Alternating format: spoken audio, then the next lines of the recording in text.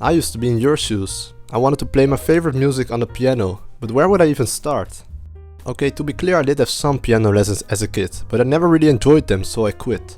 At 15 years old, I had no clue how to play the piano anymore, which was sad because the idea of playing the epic music I was hearing in my favorite films and video games really appealed to me. That's when it hit me.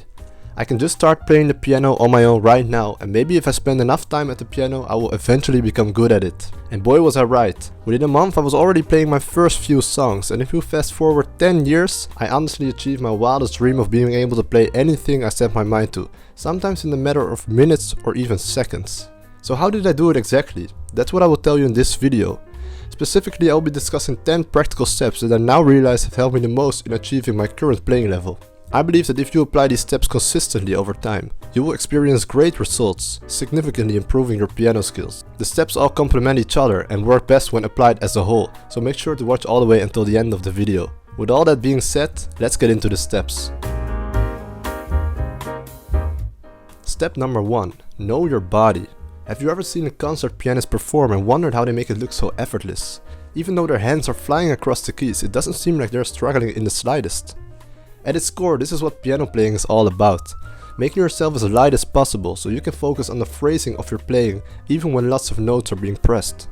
Ideally, you want to be relaxing your body, especially when it comes to your wrists and forearms.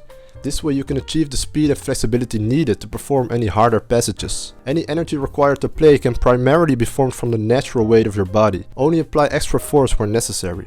Now, how can you know for sure whether you're using the right technique? Here's a cool trick. Play your piece as usual, but then suddenly stop at a passage you find difficult. Keep your body exactly how you left it, and then use one hand to analyze the other. If, for example, your wrist feels stiff and you cannot move it around the way you want it to, practice the piece again, but this time really focus on relaxing your wrist after each note you play. Unlike me, make sure to implement this step right at the beginning of your journey so you can really set yourself up for the rest of this list. Step number 2. Practice the pieces that interest you. Alright, this one is pretty straightforward. However, it's still a pitfall for many.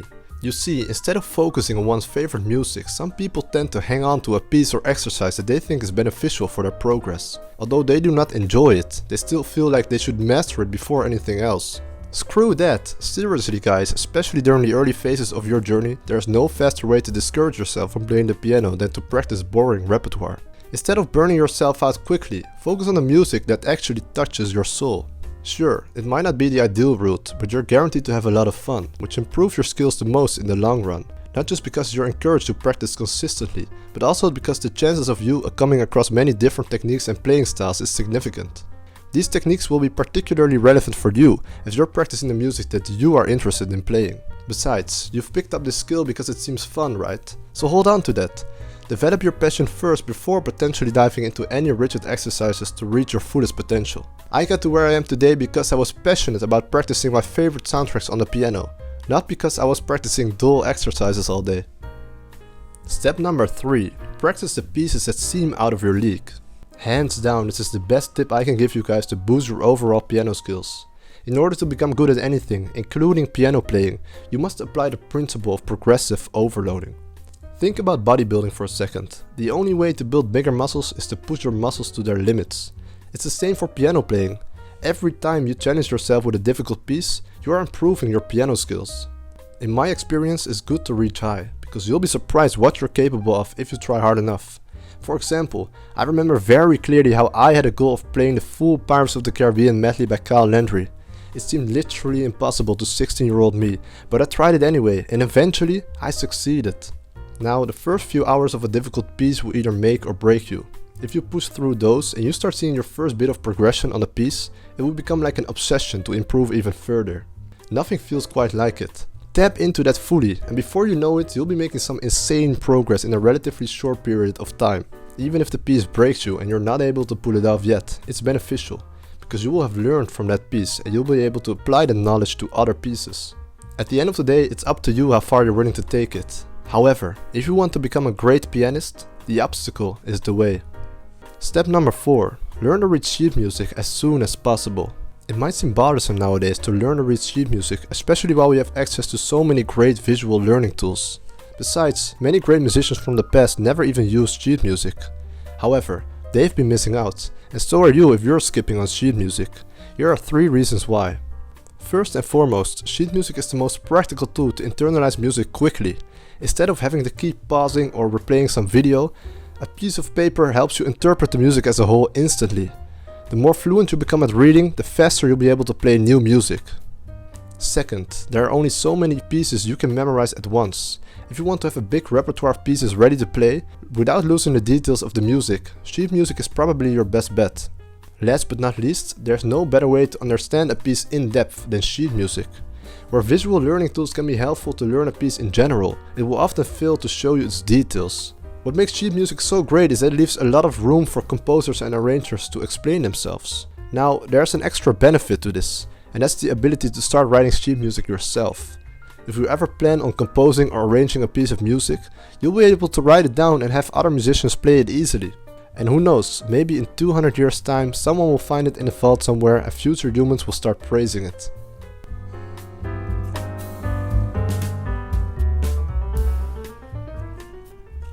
Step number 5. Master basic music theory. As with learning to read sheet music, mastering music theory sounds kind of boring, right? Although I do not recommend fixating completely on music theory, I do recommend becoming aware of its power and gradually improving your understanding of it. See, for years I was able to play very complex music without actually having a clue what I was doing.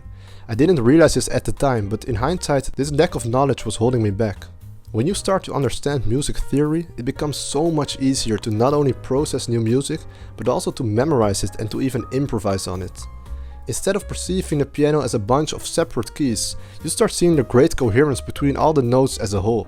Now when I say basic music theory, I specifically mean intervals, scales and chords. Intervals are like the building blocks of music. They can be accumulated into scales of notes, which are like the playrooms of music.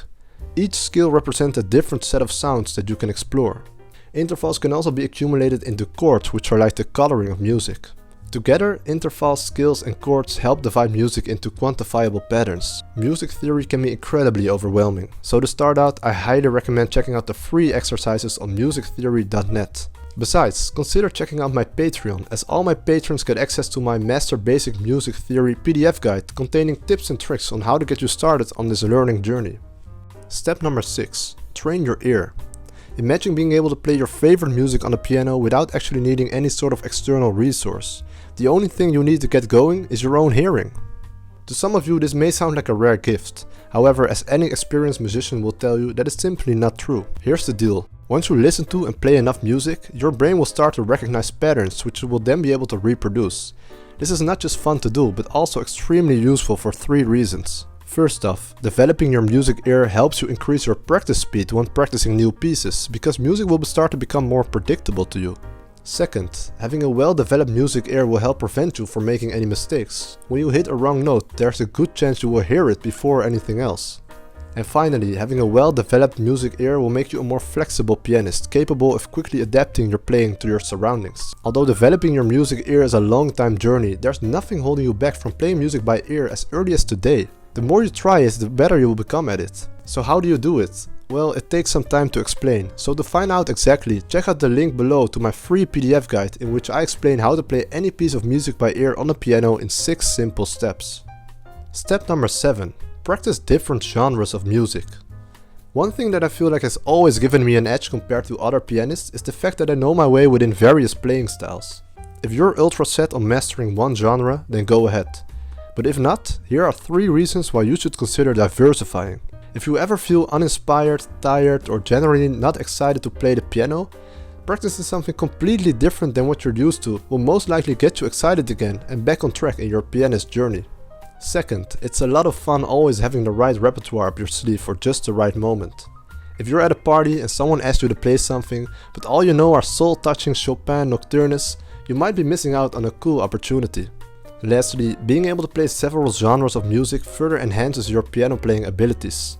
Different playing styles require vastly different techniques, so if you're open to more than just one style, you're certainly going to increase your versatility as a pianist. Some genres that I can personally recommend are classical music, which helps you develop your dynamics, boogie and blues, which are very accessible genres to get you started on improvisation, and pop music, which is amazing for training your music ear, as pop songs usually consist of very easy to follow chord structures. Step number 8. Hang around other musicians. If you're like me and piano playing is more of a personal endeavor rather than your traditional career path, this step can be difficult to apply, as you really have to build your music network from the ground up. You might even wonder why bother doing so. Well, I can tell you from experience that there's nothing quite like being able to share your passion with like-minded musicians. It opens the door to incredible inspiration and a lot of memorable experiences. And it's not just fun. Spending time with fellow musicians is actually an amazing gateway to gaining new perspectives on music. It can provide you with a lot of knowledge that you wouldn't find anywhere else and that you can then implement in your own journey. Encountering all these different perspectives means you'll be able to truly develop your own style in the long run. Furthermore, having music friends means being able to make music together, which is both fun to do and educational in many ways. Lastly, building a network of musicians is a great idea if you want to take music to a professional level. If you connect with other musicians consistently, there's a good chance they'll be calling you someday whenever they need a pianist. To find other musicians, make sure to utilize modern day platforms such as YouTube, Instagram, TikTok and Reddit. Also try hanging around music schools, music stores and any other places that are music oriented or that have public pianos available. Step number 9. Record yourself. Here's an important fact. It's only when you play the piano in public that you are truly confronted with how well you actually know your pieces. That said, there's no need to make your way to the local train station just yet, because today's technology offers an accessible method for testing your piano skills at home as if you are playing in public.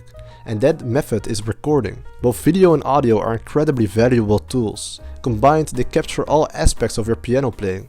Instead of relying on a teacher to assess your playing and provide you with feedback, it has now become entirely possible to view yourself in third person and do exactly that. Now here are 2 reasons why you should be recording yourself consistently. First off, when playing the piano in the comfort of our own homes, we often become too complacent with our playing. Recording ourselves can burst our bubbles and give us a painful yet important reality check. Second, recording your journey means being able to measure your growth. Trust me, when you are feeling low, there's nothing more inspiring than looking back at your older videos and seeing how far you've come already. Besides, you could be sharing your videos online and connect with other musicians that way, as discussed in the previous step. If you're wondering what equipment to use for your recordings, in most cases your phone will suffice. Though if you have a digital piano, definitely look into recording your audio separately using a cable. And finally, step number 10. Practice efficiently. So far I've only discussed the steps that you can proactively take to improve your piano playing. However, it's important to realize that most of our growth actually happens when we are away from the piano. You see, as you're learning and practicing, you're flooding your brain with new information. It's only when you take some time off that your brain has the opportunity to do anything useful with it. In light of this, I will conclude this list with 2 passive rules you may want to stick to in order to optimize your growth. First off, sleep more, practice less. To become great at anything, quality practice won't suffice. It has to be complemented with quality sleep. See, it's mainly during your sleep that your brain creates and strengthens the neural pathways for the things you spend your time on in life, like playing the piano. This is why a passage you're struggling with on one day usually feels easier the next. Besides, practicing the piano is actually a lot easier and a lot more fun when you're feeling rested. The second principle is practice short and often. There's only so much information your brain can handle at any given time. Instead of practicing the same section over and over again, consider splitting up your practice sessions into multiple parts. And don't be afraid to focus on different passages during each session. Again, it's only during your sleep that new information gets stored properly. In other words, there's no need to be repeating the same passage over and over again in a short amount of time. So that was it guys. If you enjoyed this video and you want to dive into my steps even further, I highly recommend checking out my full guidebook down below, in which I discuss the steps in great depth. Again, chapter 6 on how to train your ear in 6 simple steps can be downloaded for free, so that way you can try it out first and see if my advice is any useful to you. The full guidebook can be bought separately, and seeing you made it all the way to the end of the video, I'll give you a 30% discount that you can also find below. The guidebook is also included in one of my membership tiers on Patreon, so if you're also interested in supporting my work while earning rewards, make sure to check that out. If you're not interested in all that, but you do enjoy my videos, make sure to like this one and to subscribe for more. Besides commentary videos, I create piano covers of beautiful soundtracks, and also lots of short piano content that is more centered around classical music. Also, make sure to comment below, how far are you on your journey and what are your current goals? Let's talk about it so we can all become piano virtuosos together. With all that being said, thank you so much for watching, and I hope to see you in my next video. Goodbye.